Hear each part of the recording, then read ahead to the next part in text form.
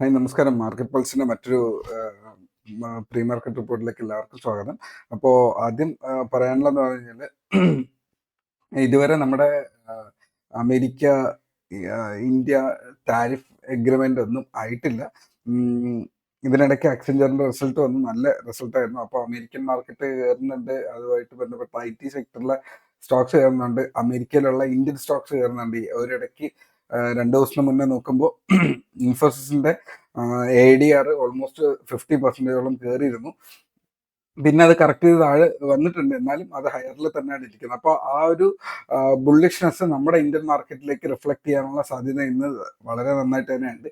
അപ്പോൾ ഇന്നത്തെ IT സെക്ടറിലെ സ്റ്റോക്കുകൾ കാര്യമായിട്ട് തന്നെ നോക്കുക, അതിൽ ഒരു മുന്നേറ്റം വരാനുള്ള സാധ്യതയുണ്ട്. ഇൻട്രാഡേ ട്രേഡേഴ്സിന് അത് നോക്കാം, ഇല്ല ഇൻവെസ്റ്റേഴ്സ് സ്റ്റിൽ ഹോൾഡ് ചെയ്യാം. ഇൻഫിയൊക്കെ നമ്മുടെ ഗ്രൂപ്പിനുള്ളിൽ 1440 അതിനുശേഷം ഈ ഇടയ്ക്കായിട്ട് 1520 മേളിലും എൻട്രീസ് ഷെയർ ചെയ്യുന്നു. 1540 റേഞ്ചിന് മേളിൽ കയറിയപ്പോൾ അതിന് എൻട്രി ട്രിഗർ ചെയ്തിട്ടുണ്ടായിരുന്നു. അപ്പോൾ ആ ഒരു സംഭവം സ്റ്റിൽ അവിടെ കിടപ്പുണ്ട്. അപ്പോൾ അടുത്തത് 1-2 IPOs വരുന്നുണ്ട്. അത്യാവശ്യം ഗ്രേ മാർക്കറ്റ് പ്രീമിയം ഉണ്ട്. ഒരു ശ്യാം ധനി ഇന്റർനാഷണൽ IPO, ഒരു ഗുജറാത്ത് കിഡ്നി IPO, അങ്ങനെ 1-2 IPOs ഉണ്ട്. ശ്യാം ധനി ഇന്റർനാഷണൽ IPO കുറച്ചുകൂടെ ബെറ്റർ ആണെന്ന് തോന്നുന്നുണ്ട്. നിങ്ങൾക്ക് അതിന്റെ കൂടുതൽ ഡീറ്റെയിൽ ആയിട്ട് നിങ്ങൾക്ക് കയറി നോക്കാം.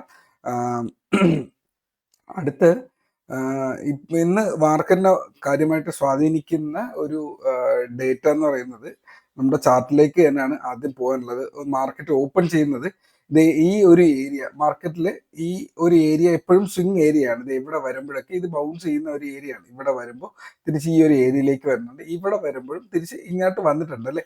അപ്പോൾ ഇന്ന് ഓപ്പൺ ചെയ്യാൻ സാധ്യത ഈ ഒരു ഏരിയക്ക് തൊട്ട് മേളിലായിട്ട് ഇല്ല. ഈ ഒരു ഏരിയ, ഈ 26,000 ഈ ഒരു വളരെ തൊട്ടടുത്തുള്ള ഒരു ഏരിയ ആണ്. സോ ഈ ഒരു ഏരിയക്ക് മേളിലേക്ക് വന്നു കഴിഞ്ഞാൽ 2650 മേളിൽ ഓപ്പൺ ചെയ്യുന്ന 26,000 തൊട്ടടുത്തായിരിക്കാം. അവിടെ നിന്നിട്ട് അത് മേളിലേക്ക് ബൗൺസ് ചെയ്യാൻ തുടങ്ങി കഴിഞ്ഞാൽ നമുക്ക് 26,100 ഇല്ലെങ്കിൽ 26,180 to 240 വരെയുള്ള റേഞ്ചസ് ടാർജറ്റ് അവിടെ കിടപ്പുണ്ട്. സോ മാർക്കറ്റിൽ ഞാനിപ്പോൾ പറഞ്ഞ അത്രയും ബുള്ളിഷ്നെസ്, ഏഷ്യൻ മാർക്കറ്റ് പോസിറ്റീവാണ്, യൂറോപ്യൻ മാർക്കറ്റ് അത് സാധാരണ സ്ഥിരമായിട്ട് വരുന്നതാണ്. ക്രിസ്മസിന് തൊട്ട് മുന്നേ, നമ്മുടെ ദീപാവലിക്ക് തൊട്ട് മുന്നേ നമ്മുടെ മാർക്കറ്റിന് അതൊരു പോസിറ്റിവിറ്റി ഉണ്ടായിരുന്നു.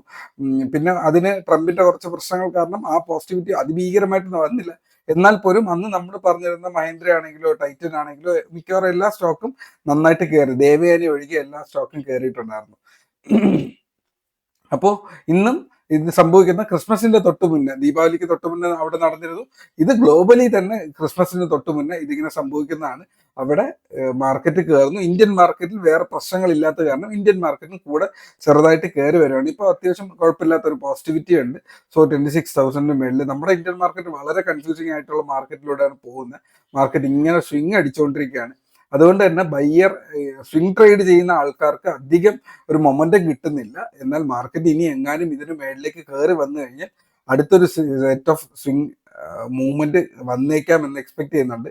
2 ദിവസത്തിന് മുന്നേ പറഞ്ഞിരുന്നു SBI 960 താഴെ പോയിരുന്നു.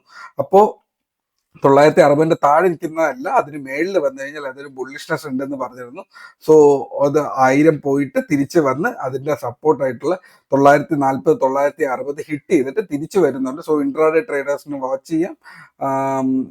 സ്വിംഗ് ട്രേഡറിന് വേണമെങ്കിൽ അത് ആഡ് ചെയ്യുന്നതുകൊണ്ട് കുഴപ്പമില്ല. ഓൾ ടൈം ഹൈ എന്ന് പറയുന്നത് 1000 ആണ്.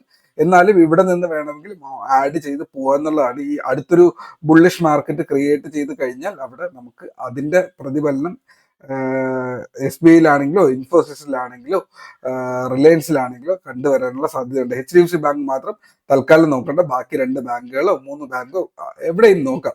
ഈ ഒരു സ്റ്റോക്ക് ഒഴികെ, HDFC ബാങ്ക് ഒഴികെ ബാക്കി എല്ലാ സ്റ്റോക്കും ഗുഡാണ്. ഇന്ന് എങ്ങാനും HDFC ബാങ്ക് വരുവാണ് 992 മേളിൽ 96 മേളിലൊക്കെ വരുവാണെങ്കിൽ അന്ന് തൊട്ട് നമുക്ക് HDFC ബാങ്കിനെ ഫോക്കസിലേക്ക് കൊണ്ടുവരാം. ഓക്കെ, അടുത്ത് നമ്മുടെ ഗ്രൂപ്പിനകത്ത് ഏറ്റവും നന്നായി ട്രേഡ് ചെയ്യുന്ന ഒരു ഇൻസ്ട്രുമെന്റ് ആണ് ക്രൂഡ് ഓയിൽ. ക്രൂഡ് ഓയിലും ഇതുപോലെ ഒരു പാറ്റേൺ ആണ്, ഒരു സിമെട്രിക് ട്രയാങ്കിൾ. ഇതിപ്പോൾ നിഫ്റ്റിയുടെ ചാർട്ട് പാറ്റേൺ കണ്ടാൽ നിങ്ങൾക്ക് അറിയാം, ഒരു സിമെട്രിക് ട്രയാങ്കിളിനിടയിൽ നമ്മുടെ മാർക്കറ്റ് കഴിഞ്ഞ ഒരു മാസത്തോളമായിട്ട് കൺഫ്യൂസിങ് ആയിട്ട് നിൽക്കുകയായിരുന്നു അല്ലേ. ഒരു മാസമല്ല, ഒരു 2 ആഴ്ചയോളം കൺഫ്യൂഷൻ തരുന്നുണ്ടായിരുന്നു. അപ്പോൾ അത് മാറാനുള്ള സാധ്യതയുണ്ട്. അതുപോലെ തന്നെയാണ് ക്രൂഡ് ഓയിലും.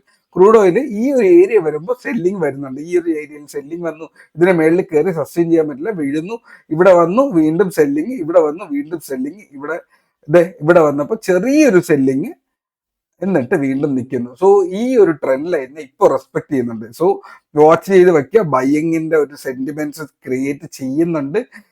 എന്നാൽ 5124 മേളിലോ 5144 മേളിലോ ആണ് ഇതിനുള്ളിൽ ഒരു ട്രേഡ് വരിക.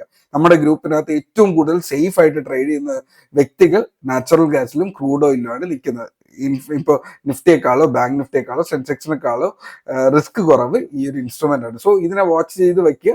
നല്ല ട്രേഡ്സ് കിട്ടുമ്പോൾ ഇതിനകത്ത് ട്രേഡ് ചെയ്യുക എന്നുള്ളതാണ്. ഞാൻ എൻ്റെ ഐഡിയ ഷെയർ ചെയ്യുന്നതാണ്.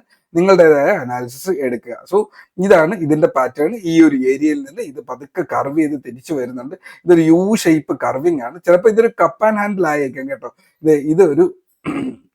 ഇതൊരു കപ്പായിട്ട് വരികയും പിന്നീട് ഇവിടെ നിന്നൊരു ഹാൻഡിൽ വെച്ച് ഈ ഒരു 44ന് മേളിൽ, ഞാൻ അതുകൊണ്ടാണ് 44നെ എംഫസൈസ് ചെയ്ത് പറഞ്ഞത്. അതിനുശേഷം കയറുവാണെങ്കിൽ ഈ ഒരു ക്യാൻഡലിന്റെ മേളിലൊക്കെ 52, 54ന്റെ മേളിലൊക്കെ കയറിയാൽ 64, 84, 96 ഒക്കെയാണ് ഇതിന്റെ ടാർഗറ്റ്സ് കിടക്കുന്നത്. സോ ഈ ഒരു ഏരിയ നിങ്ങൾ വാച്ച് ചെയ്ത് വെക്കുക. ഓക്കെ, അപ്പോൾ ക്രൂഡ് ഓയിലിന്റെ ഏറ്റവും നല്ലൊരു അനാലിസിസ് അവിടെ ഇട്ടിട്ടുണ്ട്. അടുത്ത നാച്ചുറൽ ഗ്യാസ് ഒന്ന് താഴോട്ട് പോയിട്ടുണ്ടായിരുന്നു. ഓക്കെ, നാച്ചുറൽ ഗ്യാസ് ഒന്ന് താഴോട്ട് പോയിട്ടുണ്ടായിരുന്നു. അതിനുശേഷം നാച്ചുറൽ ഗ്യാസ് തിരിച്ചു വരികയാണ്. ഈ ഏരിയയൊക്കെ സെല്ലിംഗ് ആണ്. 361 വരെയൊക്കെ നല്ല സെല്ലിംഗ് ഉള്ളതാണ്. ഞാൻ പറയുന്ന 364ന്റെ മേളിൽ വരെ ഒന്ന് വെയിറ്റ് ചെയ്യുക. അതിനുശേഷം ശക്തമായിട്ടൊരു ക്ലോസിംഗ്. ഇവിടെ 364 വീഴുന്നു, ഇവിടെ നിന്ന് 364 വീഴുന്നു.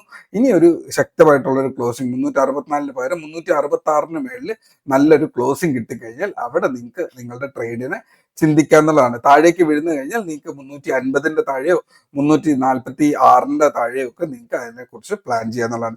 സോ 3 ഇൻസ്ട്രുമെന്റ് ആണ് പറഞ്ഞത്. ഒരു 3-4 ഇൻട്രാഡേ സ്റ്റോക്സിനെ കുറിച്ചും പറഞ്ഞിട്ടുണ്ടായിരുന്നു. സോ ഇതിനുള്ളിൽ തന്നെ നിങ്ങൾ ഫോക്കസ് ചെയ്യുക. 100 ട്രേഡ് എടുക്കുന്നതല്ല, നല്ലൊരു 2 ട്രേഡ് എടുത്താൽ മതി നിങ്ങൾക്ക് അതിന്റെ അഡ്വാൻറ്റേജ് കിട്ടാൻ വേണ്ടിയിട്ട്. സോ ഇത്രയേ ഉള്ളൂ. പിന്നെ ആർക്കെങ്കിലും ഓക്കെ, അത് വേണ്ട, കുഴപ്പമില്ല. പുതിയൊരു ഇപ്പോൾ എക്സിസ്റ്റിംഗ് ബാച്ച് 12 എക്സിസ്റ്റിംഗ് ആണ്. അതിനിടയിൽ 1-2 പേർക്ക് അതിന്റെ ഇൻ ബിറ്റ്വീനിൽ ജോയിൻ ചെയ്യണം എന്ന് താല്പര്യം ഉണ്ടായിരുന്നു. ജോയിൻ ചെയ്തു അവരെ. അപ്പോൾ അങ്ങനെ അവർക്കൊരു പുതിയൊരു ക്ലാസ് ഞാൻ സ്റ്റാർട്ട് ചെയ്യുന്നുണ്ട്. പുതിയൊരു ക്ലാസ് അല്ല, ഒരു ക്രാഷ് സെറ്റപ്പിലുള്ള ഒരു ക്ലാസ് വരുന്നുണ്ട്. അവര് ബാച്ച് 12-നുള്ളിലായിരിക്കും ആഡ് ചെയ്യുക. സോ അങ്ങനെ നിങ്ങൾക്ക് പെട്ടെന്ന് വന്ന് ഇതിനെ ഒന്ന് കുറച്ചുകൂടെ ഈ അവധി സമയത്ത് നിങ്ങൾക്ക് പഠിക്കണം എന്ന് തോന്നുന്നുണ്ടെങ്കിൽ ഡെഫിനറ്റ്ലി കോണ്ടാക്ട് മീ. നിങ്ങൾക്ക് നമ്മുടെ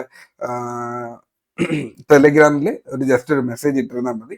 നമുക്ക് അതിന്റെ കൂടുതൽ ഡീറ്റെയിലേക്ക് പോവാം. സോ ഇത്രയേ ഉള്ളൂ എൻ്റെ ഇന്നത്തെ അനാലിസിസ്. 8 മിനിറ്റ്സ് ആയിട്ടുണ്ട്. അപ്പോൾ trade safe, take care, by.